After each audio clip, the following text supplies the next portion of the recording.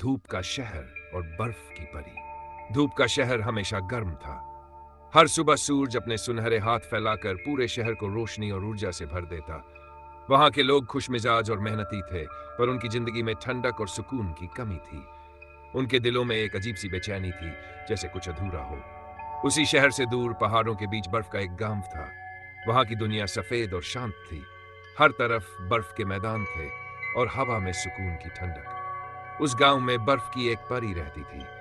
उसकी चमचमाती मुस्कान और कोमल दिल से हर कोई प्रभावित था। लेकिन उसके दिल में भी एक कसक थी, क्योंकि उसने कभी धूप का आनंद नहीं लिया था। एक दिन धूप के शहर के राजा ने यह घोषणा की कि वह उस बर्फीली जगह की खोज करेगा जिसके बारे में उसने कहानियां सुनी थी। वह अपनी खोज में निकल पड़ा। कई दिनों की यात्रा के बाद वह बर्फ के गांव पहुंचा। वहां की शीतलता ने उसे चौंका दिया। यह उसकी दुनिया से बिल्कुल अलग था। जब राजा की मुलाकात बर्फ की परी से हुई तो दोनों के दिल धड़क उठे। राजा ने अपनी तपती धूप से भरी दुनिया की कहानियां सुनाई और परी ने अपने शांत गांव की। दोनों को एहसास हुआ कि उनकी दुनिया में एक दूसरे की कमी है। परी ने कहा, अगर मैं तुम्हारे साथ जाऊं तो क्या मेरी बर्फ तुम्हारी धूप में पिघल जाएगी? राजा ने मुस्कुराते हुए जवाब दिया, अगर मेरी धूप तुम्हारे सुकून से मिल जाए तो शायद हमारी दुनिया खूबसूरत बन जाए। राजा ने परी को अपने साथ ले जाने का प्रस्ताव दिया। वह सहमति जताते हुए धूप के शहर गई। वहां जाते ही परी ने देखा कि उसकी शीतलता ने शहर को और भी सुंदर बना दिया। लोगों को पहली बार राहत की ठंडी हवा का एहसास हुआ। उसी तरह जब राजा बर्फ के गांव गया तो उसकी धूप ने वहां की ठंड को थोड़ा कम कर दिया, जिससे गांव में एक नई ऊर्जा आई। धीरे धीरे धूप का शहर और बर्फ का गांव एक दूसरे का हिस्सा बन गए। राजा और परी ने साथ मिलकर एक नई दुनिया बनाई, जहां धूप और सुकून दोनों थे। धूप के शहर और बर्फ के गांव का मेल अब एक नई दुनिया बना चुका था। राजा और परी ने अपनी समझदारी और प्रेम से दो अलग अलग दुनियाओं को जोड़ दिया था। लोग खुश थे। उनके दिलों में एक अजीब सी सुकून भरी ऊर्जा थी। लेकिन हर नई शुरुआत के साथ कुछ चुनौतियां भी आती हैं। परी को धूप के शहर में रहते हुए कई महीने हो गए थे। अब वह धीरे धीरे महसूस कर रही थी कि उसकी बर्फ की ठंडक कम हो रही है। उसकी हथेलियां पहले की तरह ठंडी नहीं रही और उसके बालों पर जमी बर्फ अब धीरे धीरे पिघलने लगी थी। वह परेशान हो गई। एक दिन उसने राजा से कहा, मुझे डर है कि अगर मैं यहां और रही तो मेरी पहचान ही खत्म हो जाएगी। मैं तुम्हारी धूप को बहुत पसंद करती हूं, लेकिन मैं अपनी बर्फ को खो नहीं सकती। राजा का दिल इस बात से टूट गया। वह समझ सकता था कि परी के लिए उसकी बर्फ कितनी कीमती थी, लेकिन वह अपनी धूप को भी नहीं बदल सकता था। राजा ने कहा, तुम्हारा डर सही है। मैं तुम्हें खोने का दर्द नहीं सह सकता, लेकिन मैं तुम्हारी खुशी चाहता हूं। अगर तुम्हें अपनी बर्फ की ठंडक चाहिए तो तुम्हें अपने गांव लौट जाना चाहिए, लेकिन याद रखना, मैं तुम्हारे बिना अधूरा हो जाऊंगा। परी की आंखें नम हो गई। उसने महसूस किया कि राजा का प्रेम सच्चा है, लेकिन उसके मन में एक सवाल गूंज रहा था, क्या प्रेम त्याग के बिना पूरा हो सकता है? परी ने अपने गांव लौटने का फैसला किया। राजा ने उसे विदा करते हुए कहा, अगर कभी तुम्हें मेरी धूप की जरूरत पड़े तो मैं हमेशा तुम्हारे लिए हाजिर रहूंगा। परी अपने गांव लौट आई। वहां की ठंडक ने उसे फिर से जीवंत कर दिया, लेकिन उसका दिल खाली सा लगने लगा। वह हर रात पहाड़ों की ऊंचाई से धूप के शहर की ओर देखती। राजा भी अपनी छत पर बैठकर बर्फ की चोटियों की ओर देखा करता। दोनों की आंखों में एक ही सवाल था, क्या उनका प्रेम हमेशा अधूरा रहेगा?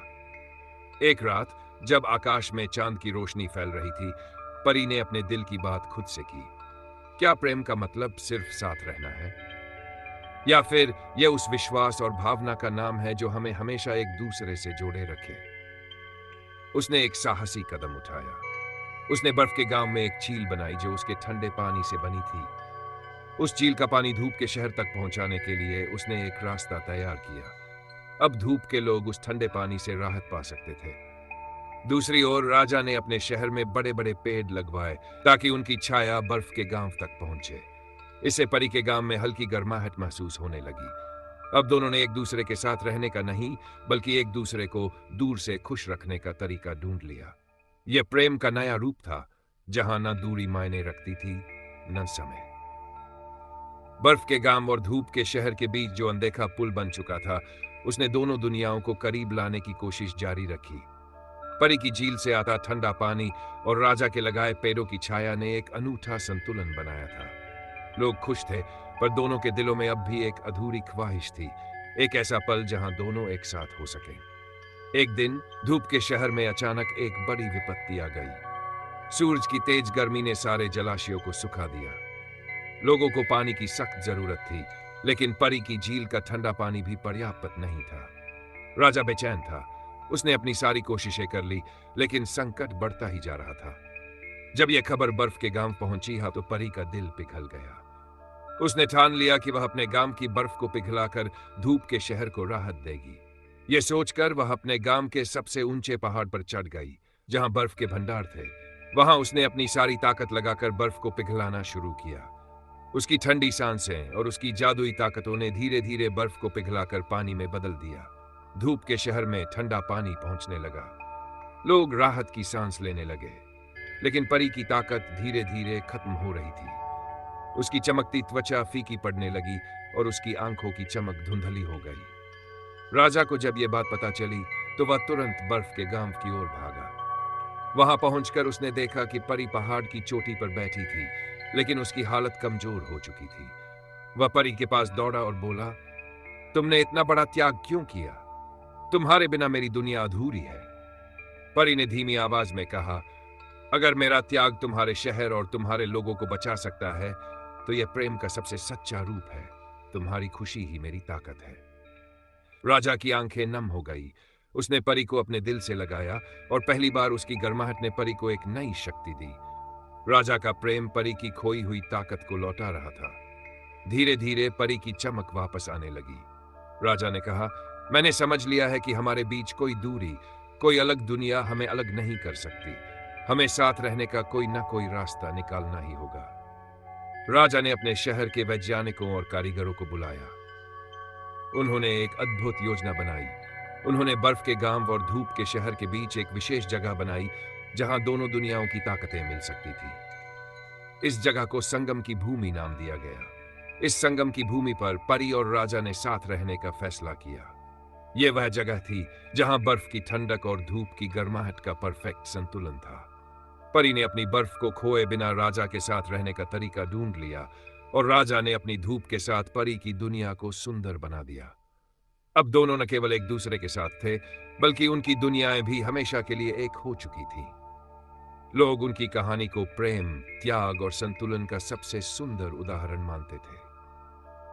सच्चा प्रेम वह है जो अलग अलग दुनिया और परिस्थितियों को भी जोड़ सके। प्रेम का मतलब त्याग है, लेकिन सही संतुलन से हर मुश्किल हल हो सकती है।